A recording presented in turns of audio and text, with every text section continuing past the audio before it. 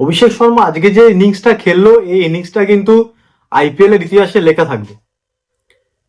141 রানের ইনিংসটা 246 run chase করতে নেমে খেলাটা কিন্তু খুব কম ব্যাটারই খেলেছে যে ইনিংস ফিনিশ করে গেছে।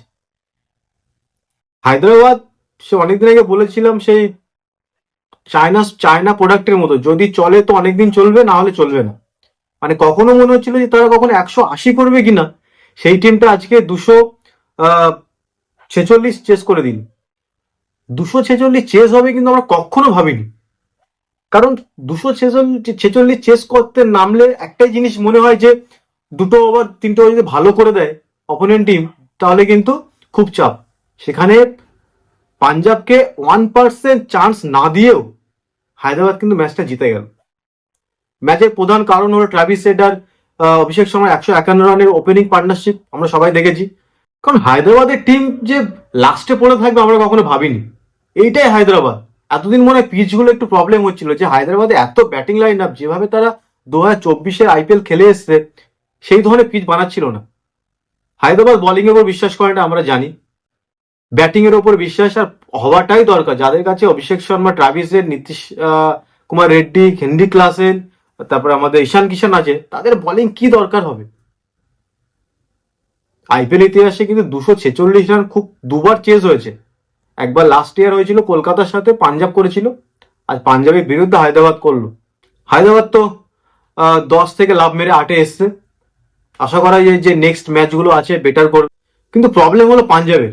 পাঞ্জাব ভালো টিম, পাঞ্জাবে খারাপ টিম বলছি না, পাঞ্জাব ভালো টিম। এবছর ব্যাটিং লাইনটা খুব ভালো করেছে, বোলারে নিয়ে ভালো, অর্শদীপ সিং এসছে, plus Chahal, plus Marco Johnson. কিন্তু প্রবলেম হলো ইউজি চাহেলের উইকেট টেকার। কি উইকেট টেকার?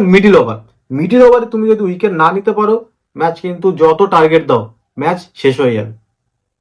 আর একটা জিনিস সব থেকে বড় কথা, দেখো 246 করার পরে যদি কোনো টিম বলে যে আমার 10 রান কম ছিল, এটা কিন্তু ভুল।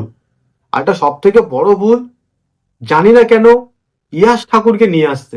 বিজয় কুমার বৈশাখ যে প্লেয়ারটা অফের বাইরে বাইরে বল করে গুজরাটের সাথে ম্যাচ জিতিয়ে দিল, সেই প্লেয়ারটাকে বাইরে বার করে রাখছে। কিসের, আমি রিকি পন্টিং, শ্রেয়াস আর জানি না কি করছে।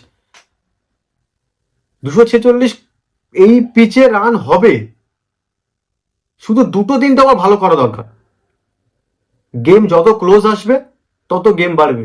আগেকার দিনে কি হলো, ব্যাঙ্গালোর মুম্বাইয়ের গেমটা প্রায় হয়ে যাচ্ছিল, একটা দুটো আবার বেটার করলো। এইবার বড় রানের টার্গেট যখন খেলা হয়, বা এই ধরনের পিচে যখন খেলা হয়, কিছু দরকার নেই, দুটো তিনটে ওভার। পাঞ্জাব এখানে ট্রিক্স মিস করে গেছে।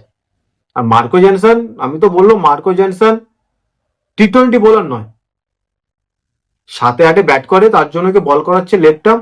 আমার মনে হয় নয়। সবথেকে বড় ভুল হয়েছে লকি ফার্গাসন চলে গিয়ে চোটের কারণে, না লকি ফার্গাসন থাকলে ম্যাচটা হয়তো কম্পিটিশন হতো।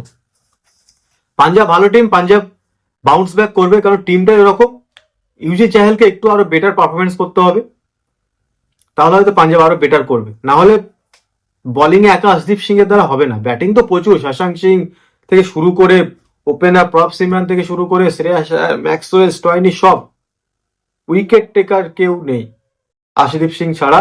ইউজি চাহেল অফ ফর্ম লাগছে। মার্কো জনসন 2 ওভার 40-এর খেয়ে ওপরে বসে আছে।